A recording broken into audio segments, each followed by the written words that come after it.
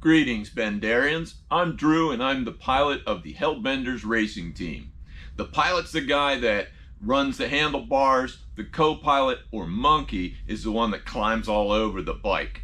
My job as the pilot is to control the speed and to pick the lines through the corners. The co-pilot, or monkey's, job is to hang off the bike so that we don't slide out, go in one direction, or tip over from the other direction. You may think that the hard part of getting into sidecar racing is finding a monkey. It's actually not. There's like two types of people in the world. There's people that think the whole enterprise is crazy, and then there's people that go, that's crazy, I want to try it. I said to my co-pilot and wife, Chloe, do you want to get into this with me? And she's like, oh yeah. She falls into the second category. So finding the co-pilot's not the hard part. The hard part is finding the rig. Rig's what we call the sidecar rig unit. I did what you do. I got on the internet and I looked for one for sale, and I came up with zero, nilch, nix, the big goose egg. I did find an email address, and that email address landed to a phone call. So I called that guy, and that guy told me to talk to these folks, and these folks told me to talk to this person, and this person told me to talk to that person. So I ended up making about 769 phone calls and texts. And by the time it was all done, I ended up with a big fat zero, goose egg, nix, zilch. These guys either want to hold on to their rigs and use them as garage art, or they're racing them. There was only one commercial producer I found. His name is MRE Engineering. He's out of France. His stuff is very nice, but it is so halty. What I did run into was a lot of really cool people that were very interested in helping get you started in the sport. One of the names that kept coming up was Paul Whitaker. Now, Paul Whitaker is retired, but he made a bunch of the rigs that are available in North America. So I did a little bit of forum searching, and I found Paul Whitaker on the VRA forum site. What does VRA stand for?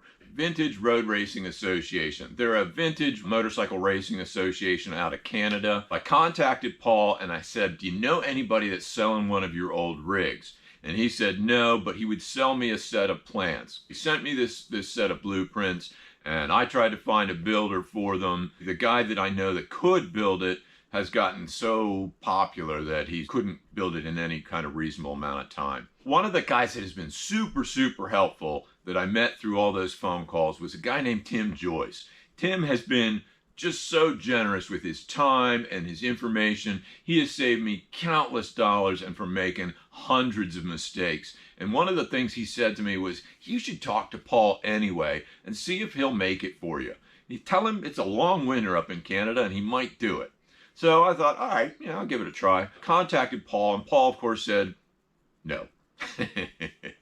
He didn't have the jigs, he didn't have the molds for his bodywork, and he didn't have an engine block and pieces he needed to mock these up. He used to make rigs for XS650 engines, and I wanted to do a BMW engine. So he needed those parts to be able to handcraft this frame. But with those 769 phone calls and texts that I made, I actually ran into the guy that has Paul's molds and the guy that has Paul's jig. And it just so happens the guy that has Paul's jig, Matt Gill from Motorworks, who is a vintage BMW mechanic, he happened to have the parts that Paul needed to mock up this frame. And here's the real kicker. Matt said he would be willing, thank you Matt, to drive all those pieces 6 hours over to Paul as long as he could help Paul build one of these frames, because he wanted to learn how to do it. And I think that was kind of the final blow in getting Paul to agree to do it, because he wanted to pass on a lifetime of information, and there was Matt eager to learn. Paul said yes, and I waited and waited, oh so patiently I waited, and finally I got the call that the frame was done. So Chloe, my co-pilot for the rig and my co-pilot in life, and I got into our motorhome, trundled up to Ontario, Canada, about an hour past Shannonville, where we plan to do some racing, and we met Paul and Marie. Amazing, amazing people. Paul showed us around the shop, showed us some of the things that he built, and then it was Paul's 82nd birthday. Being vegetarians, we took dinner up for them, and we made dinner, and we sat around with Paul and his son Alan and his wife and his co-pilot Marie, and we just got regaled by all these amazing stories, absolutely amazing stories of their time racing. I'm going to tell you one of those stories now, but any mistakes in the story are mine from not listening and remembering well. Paul, even at 82, remembers all the races he did, who he raced with, where he raced, and the bike he raced on. Paul was raised in Birmingham, England, and he worked as a test rider for BSA before moving to Norton. Then Norton moved their factory to London, and Paul really didn't want to be a London boy, and that's when he immigrated to North America. When Norton moved their factory to London, they took all the equipment, all the tooling that they used to make their bikes, and they were having trouble getting cranks to come out right. They had this guys working on it, and they were all stumped and frustrated. They finally went back to the guy they used in Birmingham. He retired. He didn't want to move to London. Brought him out to London and said, "What are we doing wrong?" And the guy's like, "Where's the board?" They scratched their heads. They're like, "The board?" He said, "Yeah, there's a board. You got to wedge it into the back of the machine and then crank down on the board to hold the machine tight so it cuts the cranks correctly." It was the special board. This was how things were back in the heyday of motorcycling. Let's take a little bit of a tour around the bike. Who doesn't like shaky hand cam footage? This is the area where Chloe will command. She will be leaning from one side to the other as we go around corners at, well, vintage racing speeds.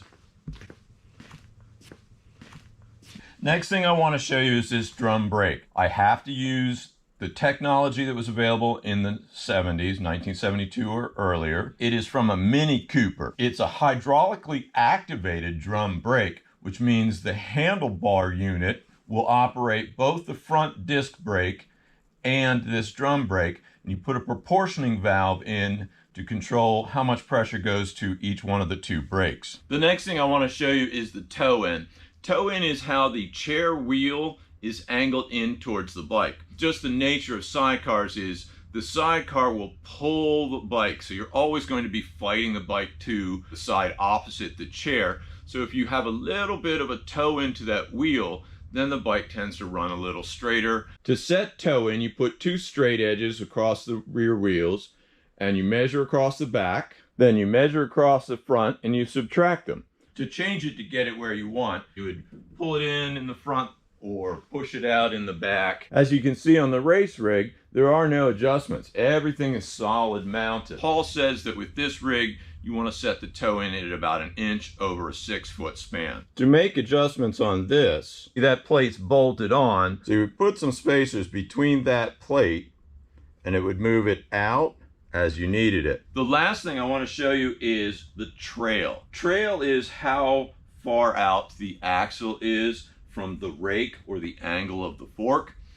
More trail means the bike's going to track straighter. Less trail means the bike's going to turn quicker. With a sidecar, because of that extra weight, it can be tough to steer. So you actually want to reduce the trail to make the steering a little bit easier. Generally, there's a couple ways to do it. You can change the triple trees, which is what holds the forks, or you can build one of these things called a leading link. This is my leading link on my street rig. It was built for me by a friend of mine, Chuck Lofton. Thank you, Chuck. It is not an adjustable leading link, but it does make the steering so much easier. This, on the other hand, is an adjustable leading link. As you get better at racing, you want faster turning. This was actually the rear swing arm from an old Yamaha, and it has the axle adjuster. What the axle adjuster did, when the chain stretched, you could move it back and tighten the chain back up. What it does here is lets me adjust my trail. Kind of a clever little thing Paul came up with. So that's a little bit of a tour around Helga's frame, made by Paul Whitaker just this year, 2023, signed by Paul Whitaker. He really didn't kind of want to do that, but we twisted his arm a little bit. We're going to put her engine in. If you want to see the Finding Helga's 1,500 mile, 50-year-old engine, it's also on this page. Go ahead and click on that. We get to see a cool place with lots of cool bikes. And then there's a whole series on what we did to that engine that you are welcome to wade through if you'd like. So until next time, see you, Bendarians.